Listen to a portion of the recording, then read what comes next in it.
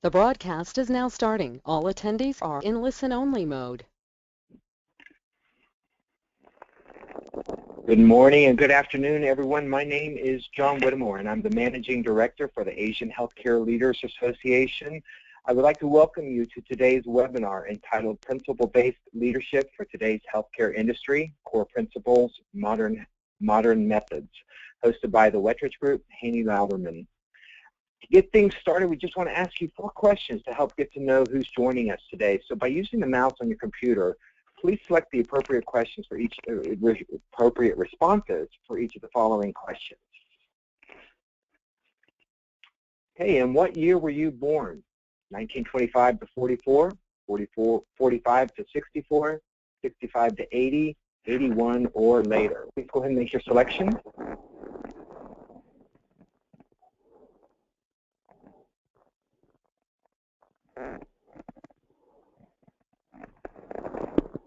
Like 38% of you are in the 65 to 80, 1965 to 1980 range, 31% 45 to 64, and 31% 81 or later. Excellent. Our next question, how many years of healthcare experience do you have? 1 to 4, 5 to 9, 10 to 14, or 15 or more years? Please go ahead and make your selection.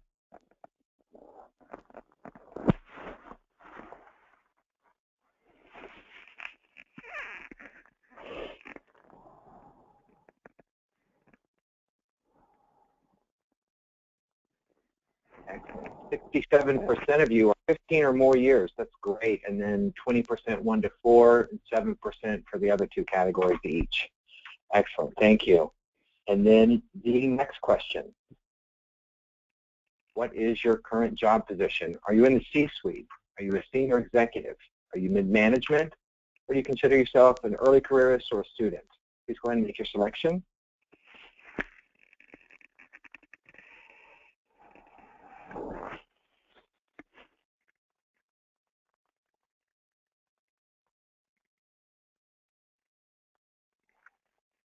Well, 40% mid-management and 20% for each of the other categories. So that's fantastic. Thank you. And then our last question. So we know, how did you hear about this webinar today? Did you hear about it through ACLA directly, through NACI, through NFLHE, or RHLA? Please go ahead and make your selection.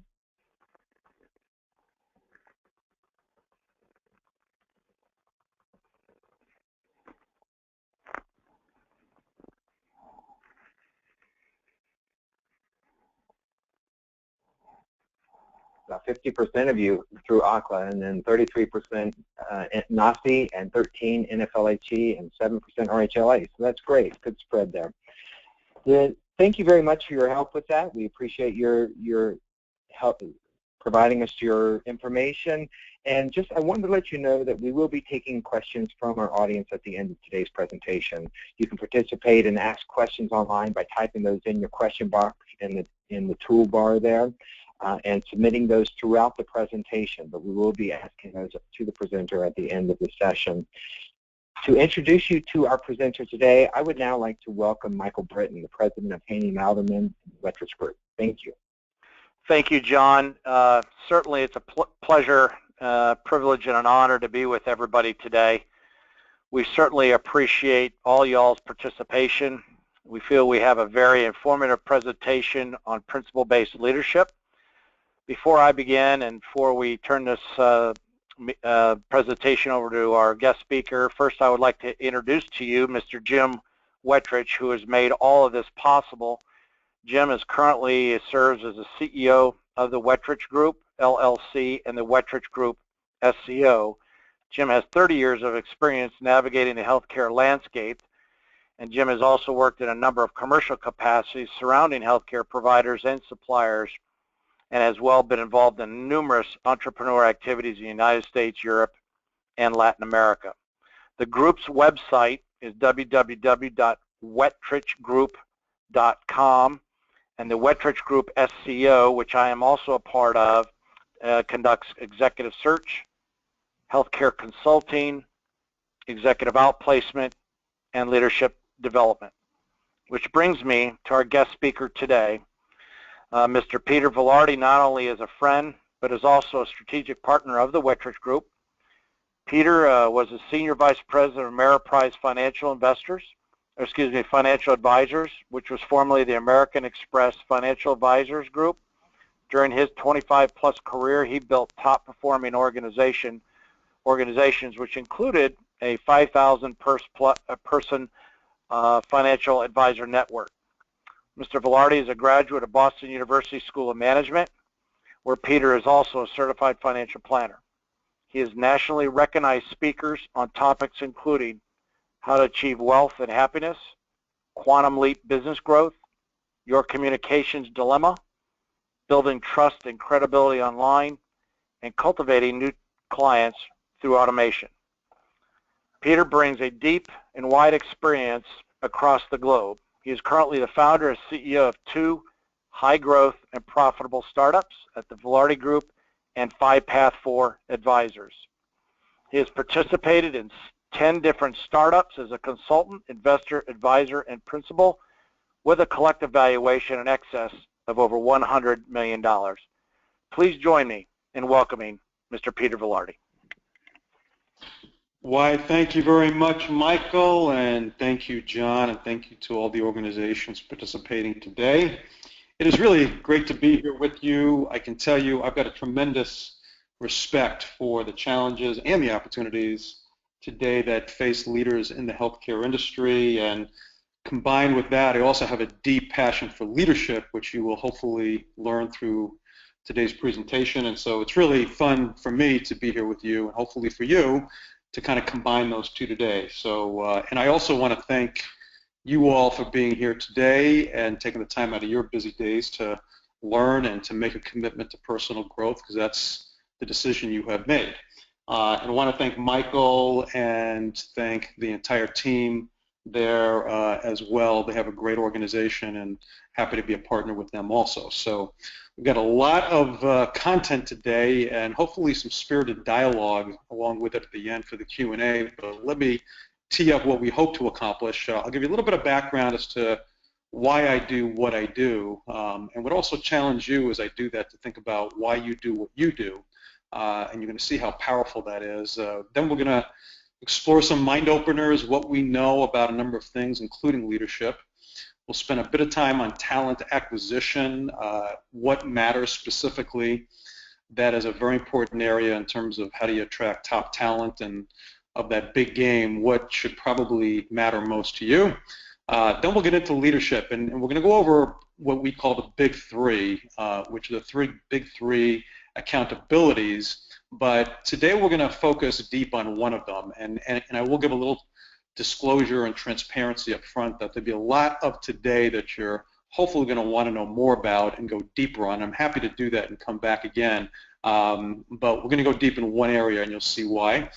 And then we'll focus on taking action, because all this is great, but it's meaningless unless you all write down 1, 2, or 3 things to say, you know, I'm committed to doing this with this information.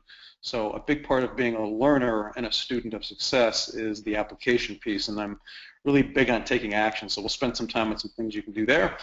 And then we will open up for Q&A at the end, and John will play MC on that, and we'll have some fun with that, and we'll save some questions. I would encourage you, as John said, to please, in the dashboard on the right side, you can start to submit questions throughout the broadcast, and again, they'll be addressed afterwards. So that's what's on top. That's my story, and I'm sticking to it. So let me begin with what I call some true confessions.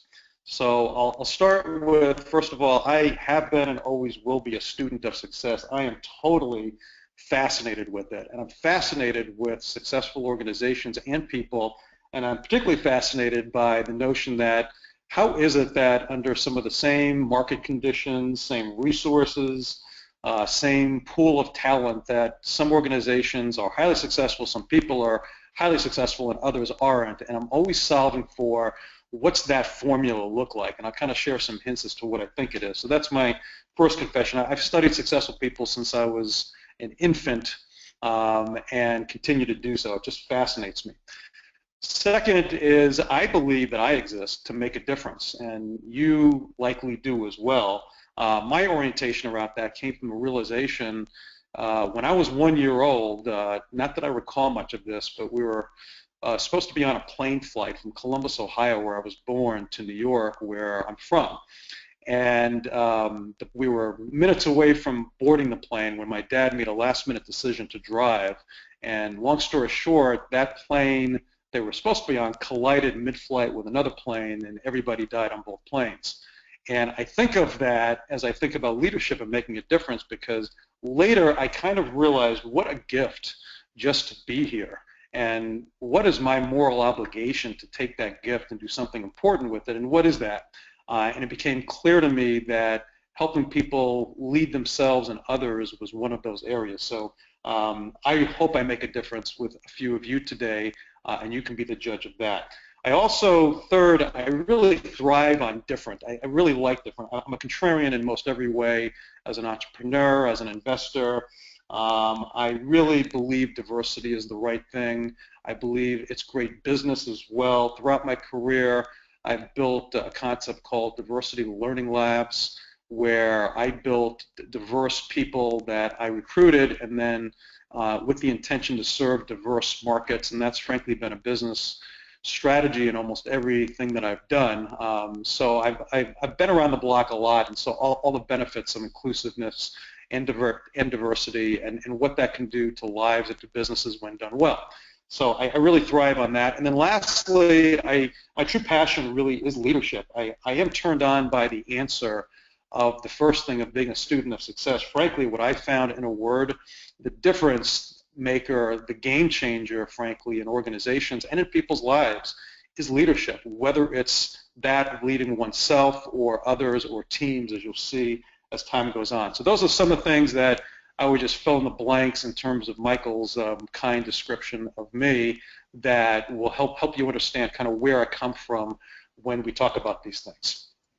So with that said, let's talk about the obvious. This is what I know you all know faces you in the healthcare industry, and certainly others as well, but certainly in yours. And the first is one that I think is universal to all industries right now, and it is a big bang, and it is a big deal, and I'd encourage you to think long and hard about this one, and that is, how do you lead this huge insurgence of millennial workers in the workforce? And it does require new thinking, new skills, new leadership, and it is very important to recognize those trends, and we'll talk more about that. But that is one challenge. The turnover of this group in the first 5 to 10 years of their careers is extraordinary, and it does cause issues with many industries and companies, and certainly that's one of yours.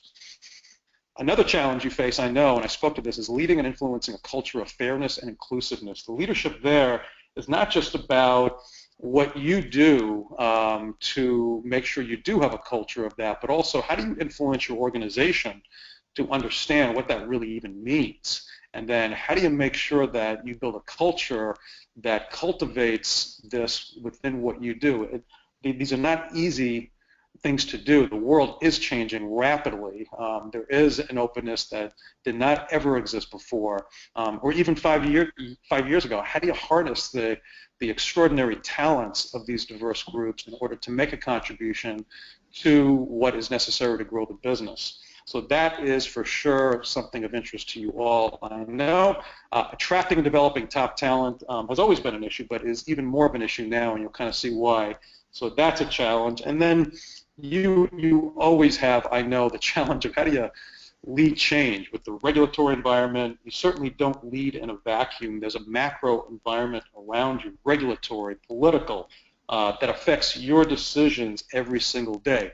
So those are some of them. I know today if you wrote down your top 10 list of challenges, you might have others on it, but those are things that come to mind. So with that as a backdrop and kind of some context, let's dig away a little bit more. Clearly, the workplace is changing, and you could probably tell me all the ways you believe it is, and I've referenced a lot of that already. But let's start with this massive void, and the void is really around leadership talent. So if we together accept the hypothesis that leadership matters and that it's probably the game changer and probably the key cause of great success, then if that's the case, with the boomers retiring, how do we all think about backfilling that talent, the people that have had years of experience with leadership and have actually gone through the rounds of life experience? How do we backfill that? And how do we think about that as it relates to these millennials that come often with degrees, sometimes with skills, often with no experience? How do we help them lead? What do we do about that? How do we train them? How do we lead them? How do we lead from the front?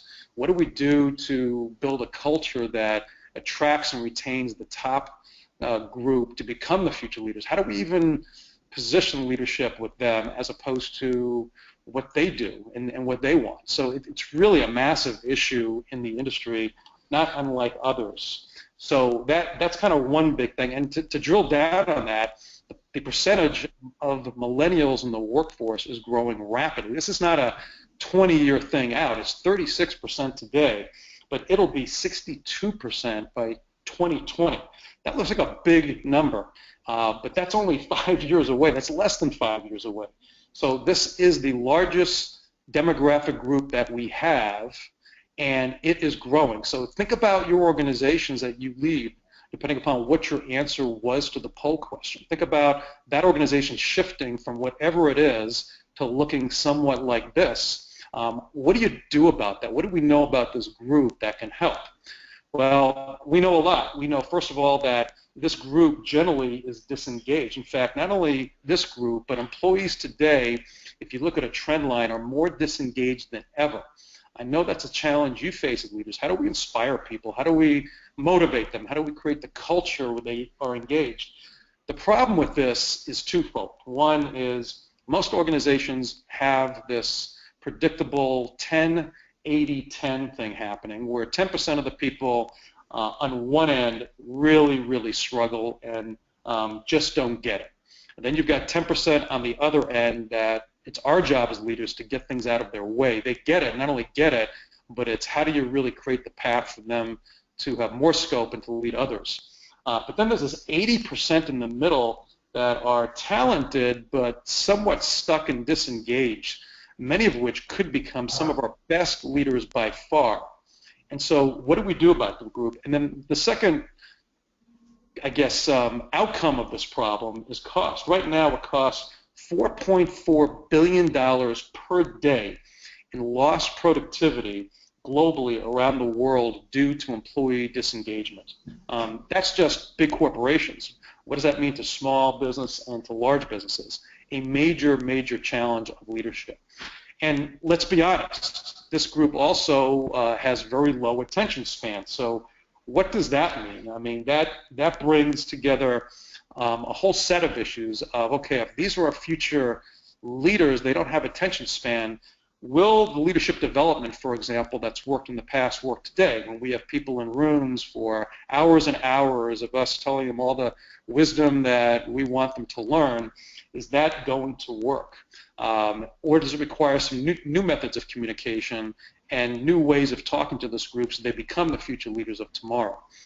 The implications are those two things. The implications are, one is, should we be thinking about new communication methods? And the answer is yes.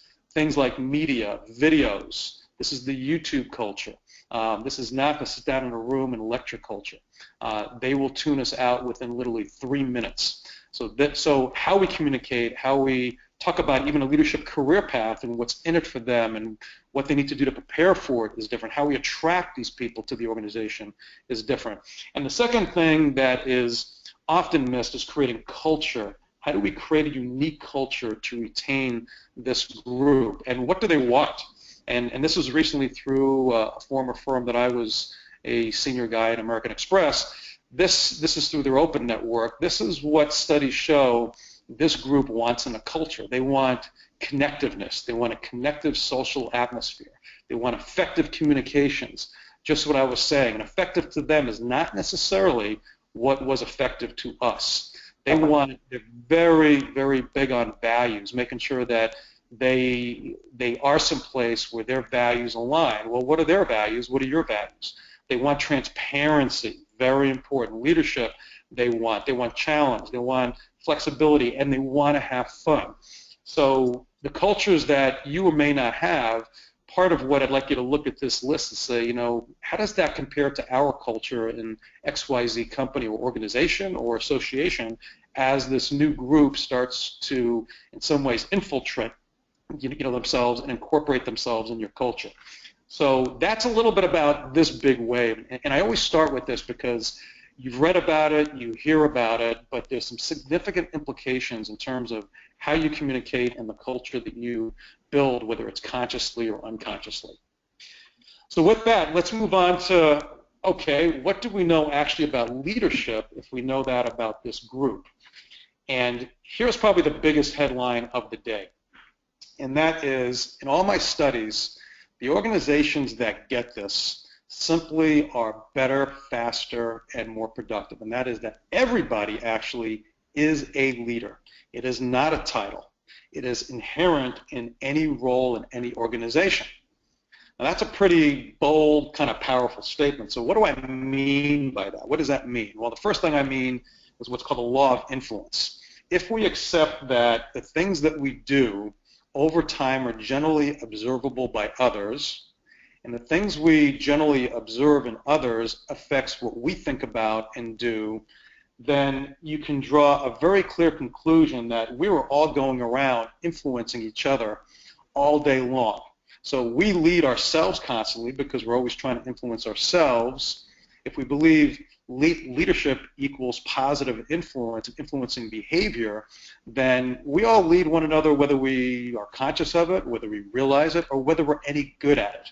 And generally, when I ask people, when I speak, and if I were to ask you, if you had a choice between leading effectively or not, or having high impact or not, knowing that you're already doing it, most people say, you know, I'd rather be good at it than be bad at it. I'd rather influence somebody's life positively than negatively. But nevertheless, everybody lead. We all lead. So we might as well first get conscious of that, and then two, maybe reach out and get good at it. So that's one. And then the other piece of this is that how do we lead? Well, we lead ourselves. We'll get to that, but we lead up, we lead down, we lead across, we lead around. What do I mean by that? That means that we lead. You lead clients, you lead direct reports, you lead each other, you lead your boss, you lead up to your boss, you lead the organization, you lead around your organization into other organizations, you lead through associations. So if that's the case, what I've always believed, if we now accept that leadership is the #1 success factor, if we believe we're all doing it anyway, then it's my hypothesis that why don't people spend some time getting not only good at it, becoming great at it. And if you can, that's the grand calling of leadership, and that's the grand opportunity of leadership because not that many people can do it. And so from a supply-demand perspective, if you're a leader that is great at it, you can write your own ticket in any industry, but certainly that's true of the healthcare industry and the opportunities and challenges and the growth that exists within that space. So that's kind of the first kind of notion. The second notion about leadership is that companies that focus on leadership development outperform significantly. So that's in terms of valuation and performance. So I commend all people on this phone that set up this phone call or set up this workshop because what they're saying to you, these associations, is that they believe in this. They believe that you would benefit from today's session on leadership development, and therefore that gives me great hope for the success of all of you reaching out for it, these associations sponsoring it, Michael and Jim and his company doing this as part of what they do. That gives me great hope. So a few other areas about this. One is that when it comes to leadership, you've heard me say that new things are required, but I also want to make sure you understand that the anchors are also required. So what are those? The first is we need to continue to train people on what was always the 4 core competencies of leadership. First is thought leadership. That's things like strategic thinking, driving innovation, results leadership, which is driving business results, accountability, focusing on the client. People leadership is building culture, it's building talent, managing performance, managing change, and then the ever so important relationship leadership, which is about maximizing relationships, building trust, and it's all about communication. In addition, there's a whole set of job-related skills that apply to somebody's position. So when we think about leadership, I want you to think about it in terms of, hey, these anchors are still very necessary, and we need to still build these core competencies. But while that's true, at the same time, new skills are required. Well, what are those new skills? Well, we need to develop some new talent criteria. We need to be thinking about what is the culture we want and how do we find the talent and getting really clear on that criteria. We need to teach principle-based models, but we've got to do them a little bit different. We've got to deliver them in ways such as media and video and make them quicker. It's almost like we've got to give people quicker, instant CDs to plug into their heads for different situations so they can use it, as opposed to learning it. We can't afford, though there's no substitution for experience, we've got to accelerate the process and deliver it in ways that people have these CDs, which include shorter, high-impact communications, use of videos, movies, whatever it is, to get the word across of a message or a technique or a skill. And the big thing you're going to hear me talk about a lot is conscious culture building. That's about what are the behaviors, words, statements that we do from attraction all the way through to development of people that build a culture that we want. There's some new skills required to do that. So let's kind of talk about talent, which is the first piece. So what really matters with talent? Excuse me. And to me, it's really about getting the right people in the right roles. By far, that is job number one of a leader. There's been lots of studies that say for whatever organization you run, the first 20 hires will determine your culture. So be careful what you ask for and get, because that's what you will get and that's what you will live with for quite some time, and is very hard to undo. So getting the right people in the right roles is so critical, because that will actually drive more than anything the culture that you create. You know, I hear this a lot. I hear it's really hard to get great talent. What I have learned is that there is an abundance of talent out there. And in fact, in this call here, I'm sure there is tremendous talent within your organizations and within your associations. Where there's a scarcity, though, is what I would call A players. And there's no judgment there. It's just, when I say A player, I mean somebody who's that 10% person that, with the right support and leadership, can really get it and make things happen, and really are committed to the passion of leadership, of really making a difference in people's lives and making sure that translates to results. But it's also not just who's an A player, it's who's the right fit. That today really does require a clear and focused strategy. And the big need is what I call building a talent acquisition machine. It's building something that is disciplined, automated, and creates an environment that it happens automatically. And I hate to use any sports analogies, but go to any of these great sports teams, or go to any great corporation that you know of, and look at their talent assessment of their bench behind the bench behind the bench behind the bench. And you will see that you can look out 20 years and know that always going to have talent. That doesn't happen by accident. I strongly suggest it's something that you don't try at home, that you hire the pros to do it, like Michael and Jim and his organization, build it internally, outsource to the right people. But getting this piece right, I can't tell you enough about how critical this piece is. So what is this talent machine? Well, I've always thought about what we've called, and I've called, the core four. The first is having really clear criteria of exactly what you want. It's having a really good sourcing process that targets the right communities, good offline and online strategy, working through referrals. It includes a great selection process every step along the way, and it really requires having just a kick you-know-what value proposition that's powerful, differentiated, meaningful, but with a real focus on culture. Michael and team do a great job at this. This is a very important piece to get right. We can spend an hour just on this one piece, so I'll move on. So if you have the right talent, let's assume for a second that you've been competent at that, and you've been perhaps extraordinary at that, and you've brought in great talent. Now you're saying we need to kick into leadership now. What does that look like? And there's three basic ways to influence. The one, which is going to be the main focus today, is self-leadership. If I'm going to spend any time, I'm going to spend time on this one. That's the main focus. How do you get yourself to do things, to think and do the right things? Second will be influence of others. We'll touch on it. I'll give you some tools, but we're going to do a little bit of a flyby on that. And then team effectiveness, you influence a team. So as you think about leadership, the first thing I want you to think is expand your thinking, but I want you to focus mostly on it must begin with me.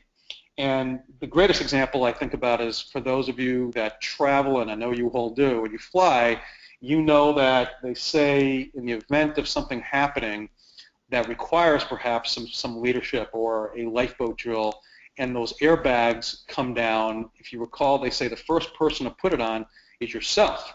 And by doing so, that enables you to help others. Well, this is the same way. It has to begin with you, and you know that you first have to learn how to lead yourself to be the best resource for others, and therefore let's get good at that first, and then we can worry about the other piece, because if we're great at that, at the very least we'll be a role model for others to influence their behavior. So hopefully that makes some sense. So if we're going to talk about self-leadership, we've got to talk about empowerment. And empowerment is a privilege. It is something that you must believe you're in some control, and you must be in control of what you think about, what you do about what you think about, and how you react to situations. To put another way, you've got to feel in control of your choices and consequences.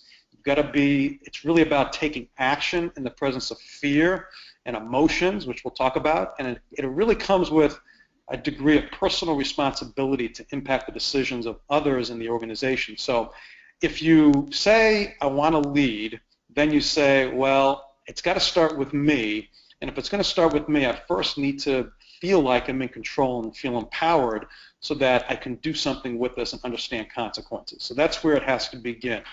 Then I'm going to kind of give you, the Peter Velarde toolkit, and we'll go over these quickly, but again, any of these I can come back and go faster. But I'm going to talk about an alignment model and this crazy word called WIDI-WIFI, which stands for what do you want for yourself? It's a goal achievement process. I'm going to talk about something most of you do know, and that's Covey's 7 habits. And I'm going to talk about emotional competence. And these three will at least get you dangerous out there to have some resources to dig into this piece.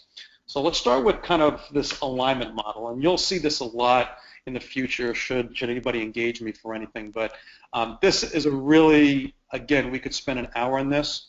It starts with getting very clear about what's called your moral compass or your ideal self.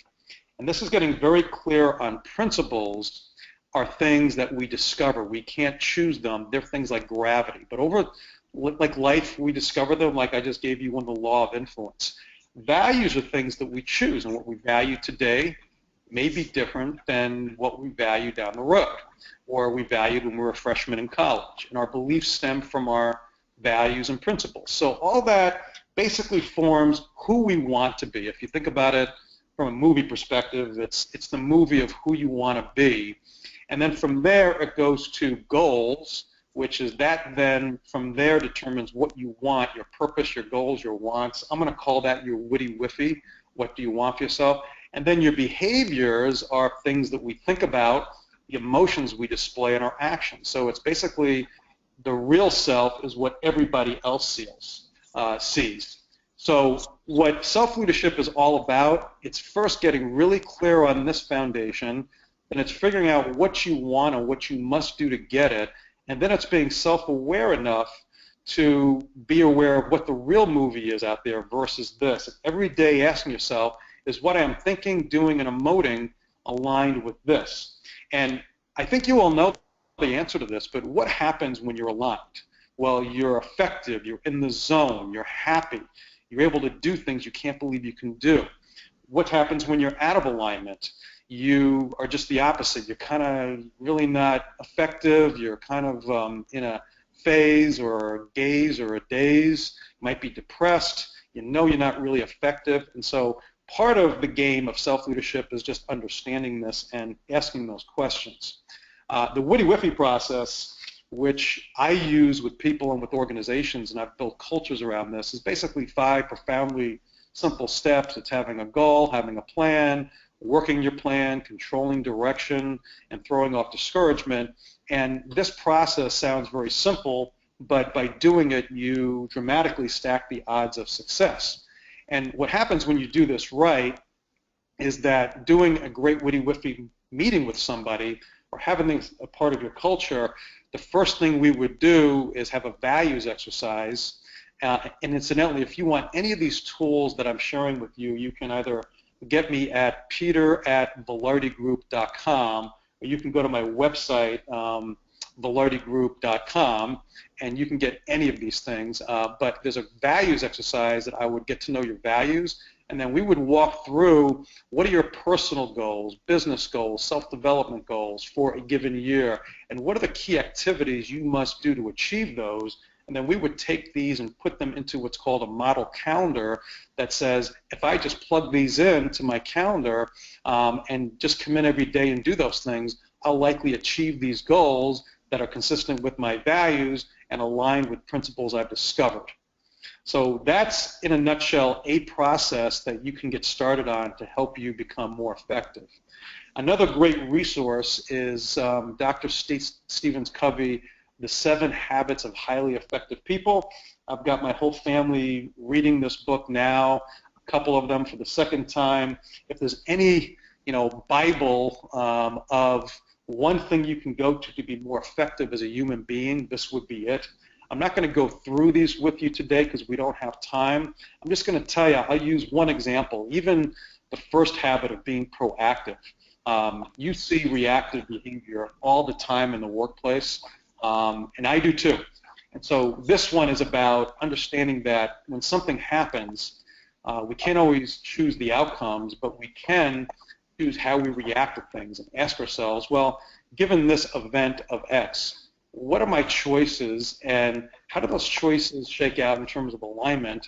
And let me just understand that I have a choice and let me pick the best choice. Even just having that self-talk will likely lead to a much better decision. So, one thing that I would say is that all of these habits in and of themselves is a deep kind of session, but all of them combined, if we can master these and become conscious of these. And another one I just point out would be leveraging differences of human beings. There's a lot of great diversity on this phone call today. You all bring cultural expertise. You all bring competency that others don't have. You bring lots of differences.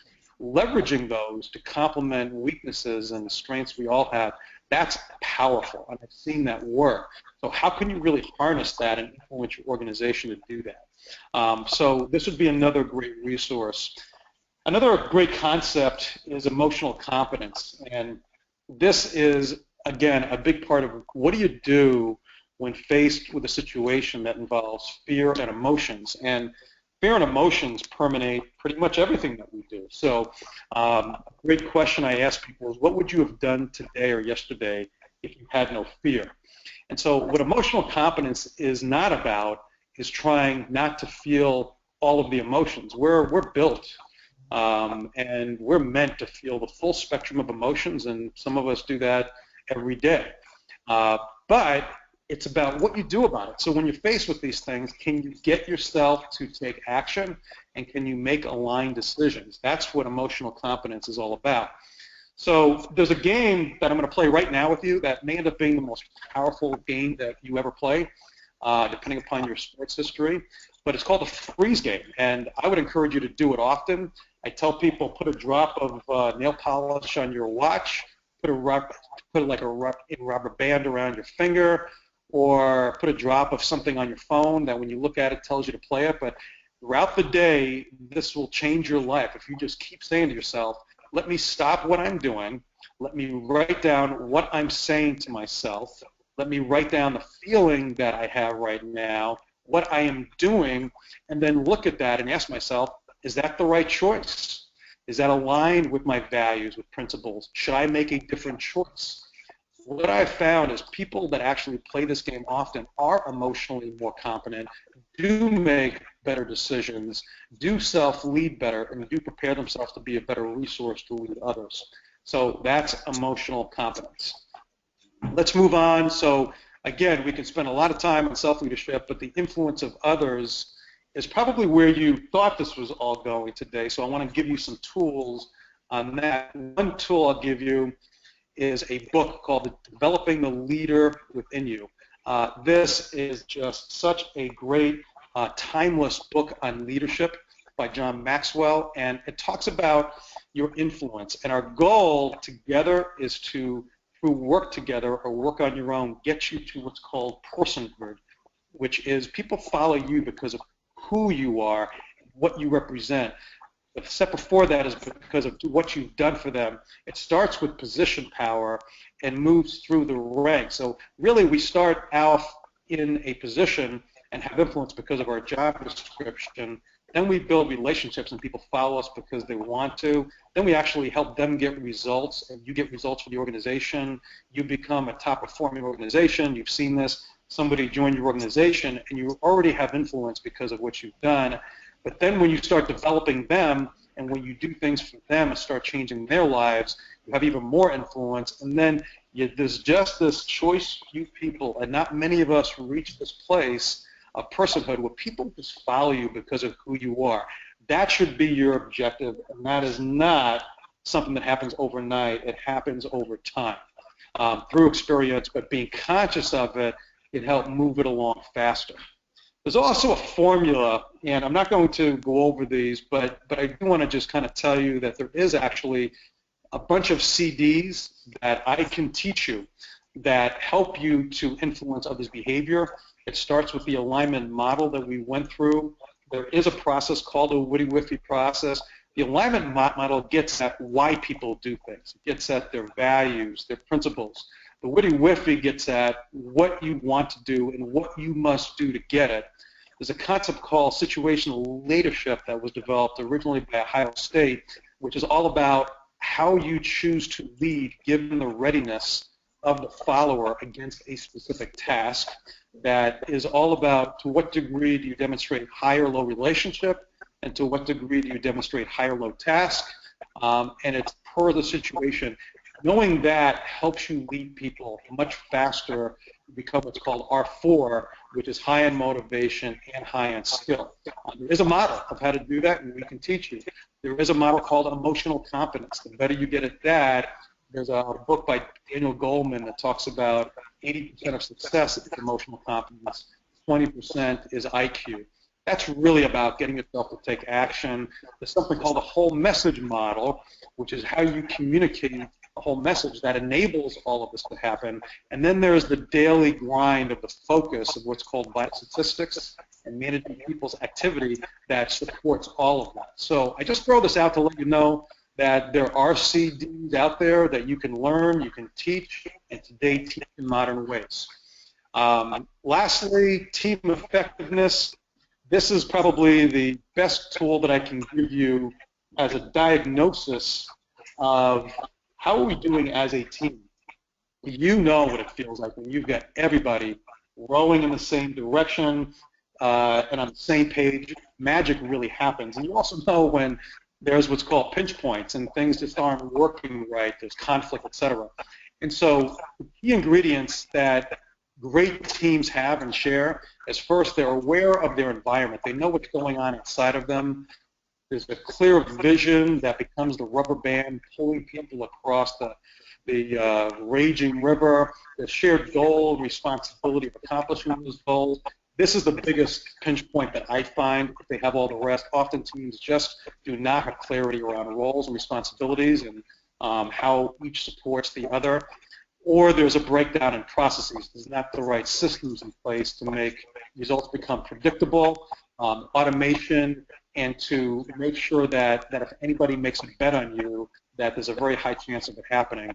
And then there's breakdowns in relationships because of lack of trust that stems from history and baggage and misinformation often that needs to be worked out. So I share this with you more as a way to say, how am I doing with this? And yes, there is a way to, in fact, diagnose how you're doing as a team. And then, lastly, there's something I always throw up because it's a great tool for you to ask yourself, about culture. I've talked about culture a bit, but there's kind of two types of culture, and there's probably degrees between. One is a vision-based culture, and the other is approval-based culture. And here's how you know which one you have or where you're at. If you have a vision-based culture, you'll see a lot of the people in your organization are very conflict proficient. They address it. They're very good at it. It exists. There's productive conflict everywhere. It's a proactive organization. There's clear strategies. It's called Quadrant 2. If you read any of Covey's, people are making the right choices. They focus on not the fastest choice, not necessarily the choice that everybody would like, but what's the right choice? And there's clear directional focus to what people do. The exact opposite is what you see in approval-based organizations. People avoid conflict, sometimes completely. A lot of reaction going, a lot of pinballs bouncing around. You see a lot of evidence of appeasing and a lot of evidence of an exception environment and a lot of rules versus principles, and the place feels like a constant fire drill. That just gives you a map to look at and say, well, how are we doing with that? And you can then kind of say, all right, how do I get out of that? And all the tools you've seen prior to this are ways to get yourself into a vision-based culture. And we can talk more about that at time down the road. So final word kind of on modern communication. We've talked about this. One is most critical thing today is to be authentic. And it's so important you saw some of that in what I'm talking about, because at the end of the day, what that means is being you. It means whoever you are, for whatever you are, your differences, no matter what you believe somebody believes about you, it's about being you. And and everything you do must have a clear feeling of your values and what your purpose is, just like in any lift somebody gets from social media or impact of any type. It's not just about your resume being on LinkedIn or you having a profile on Facebook. It's about who are you? Who is this person? Why should I trust you? Why should I work with you? Why should I be led by you? Because you're authentic. And that is so important in everything you do. Second is I'd really encourage you to use more text, email, video. There's a great company I'm part of called Real Potential. It uses movie clips to inspire people and to help people lead people with quick messages to reinforce. There's actually 400 themes like courage, and there's 2,000 clips in there that can help somebody deliver a message. So that's a resource you have. It's being relaunched again, and there's a contact us place. If you want more information on that, just go to the website and check it out. It's also critical to be transparent around whole messages. So that's just a slight word on communication. Lastly, and you will all get this deck, so don't worry about writing all this down. Lots of resources to learn more. One is the book that this whole values and Woody Whitfield thing. It's called How to Get What You Want to Remain True to Yourself. 2 authors I've worked with in the past. There's the book I referenced about Covey, and there's a book by Goldman on that. Those are 3 great books. I would encourage you to play the freeze game. I would encourage you to embrace some type of goal achievement process. If you want that one-pager on the Woody Whitfield, the values exercise, reach out to my email or my website. They're happy to give them to you. Here's an interesting thing. Write down the top 10 things you might do if you had no fear, and then go do them. Another great thing to do would be to ask feedback right away, right when you get off this broadcast. Ask people to kind of rate you. Well, I heard Velarde's thing, but how would you rate me on my effectiveness? And then prioritize and put together a little plan to help yourself grow along that self-leadership route. And then one other book I'll throw out if I haven't overwhelmed you enough, and that is The Power of Full Engagement by Jim Lair and Tony Schwartz. It's a great book on how to really think of energy as your greatest resource and how to actually create the most energy. But what I like about this book is in the back of the book, there is one of the best personal development plans that I have ever seen. And it is a great way to have in one place, one resource to go to without any help from me or anybody else, and build yourself a little development plan to help you with your self-leadership. So those are some tools that you can go to, some resources that would be great to go to. Michael did share their website. They are a terrific outfit, and they are great at what they do. And I only work with best-in-class partners. They are the best of the best at what they do. You can certainly go to the VelardeGroup.com as well and check us out, and we're happy to help you. just flat out contact us for. I'm happy to get with you. And then I did share that Real Potential site as being a cool place just to check out the feel of what it looks like to have movie clips as being a resource to inspire and influence people. So those are some resources. Final thoughts. One is thank you for allowing me to be part of your journey, and nothing is overnight when it comes to leadership. Pain over a lot of time, a lot of trial and error. Do not get frustrated. Just look at your baseline now and commit yourself to excellence. I guarantee you, if you keep working at this, you'll become somebody that people will follow, and it will translate to results. Carpe diem, I think you know, means seize the moment. And that is very important. I'd like you to feel urgency because I think this industry is screaming for leadership. I think others are as well.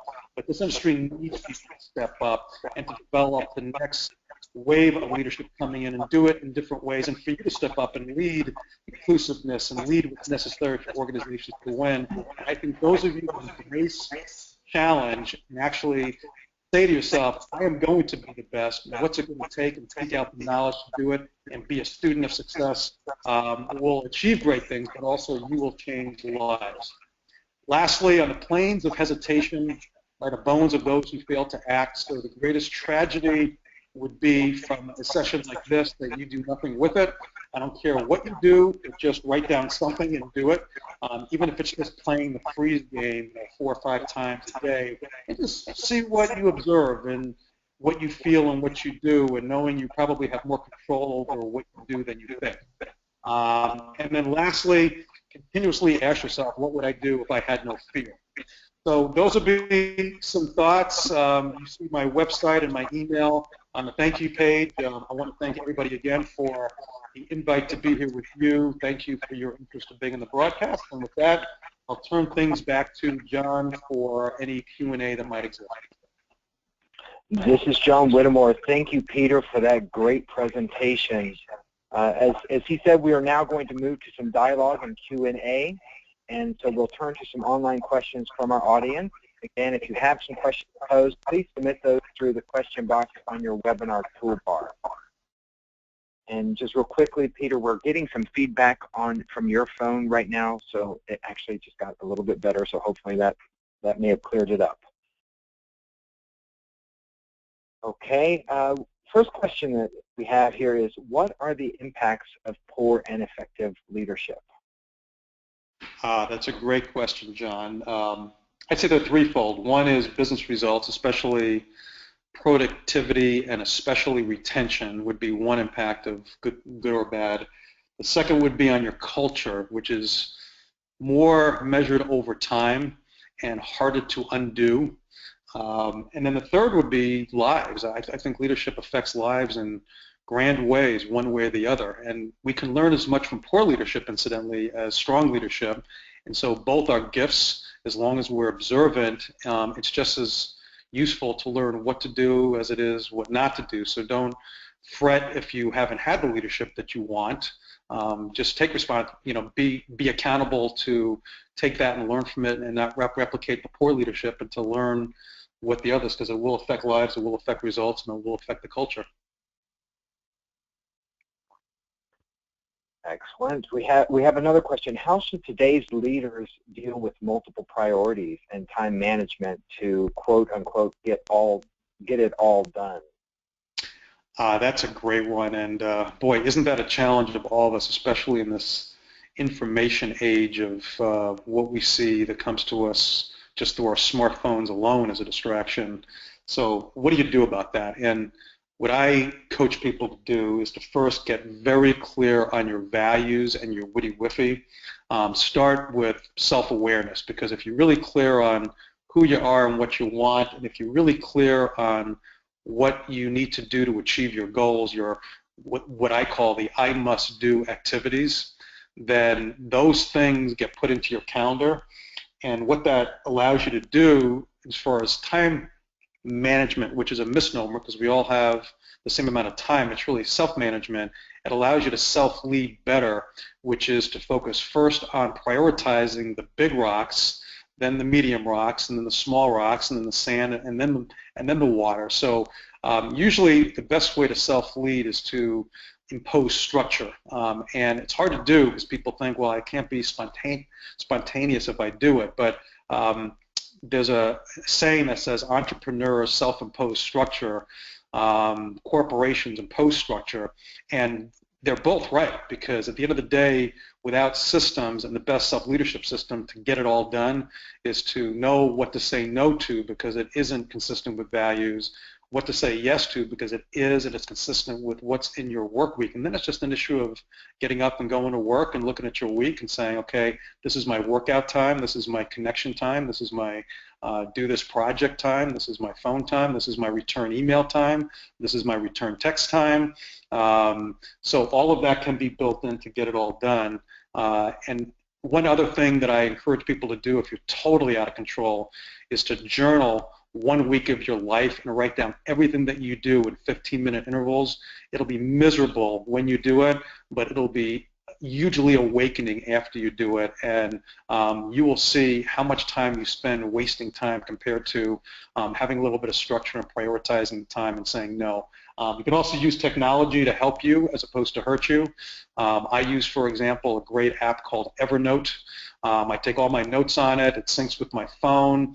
I have, if I do a talk like this, the second Michael extended me the invite, I have a note that's open that I'm constantly taking notes in as I have thoughts on how to put this together, so when it comes time to put it together, it takes me a lot less time. So there's technology that can help you as well. So that's what I'd say about that, John.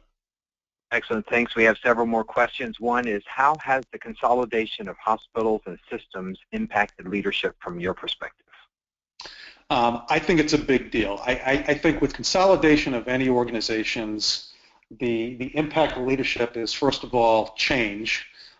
So there's this issue of what do I do to lead change, and the number one risk during a change of consolidation is moving away from the basics that cause success no matter what happens. So a key part to managing change is, what are the fundamentals that I need to lead, and making sure you lead those anchors or the four wheels to your car.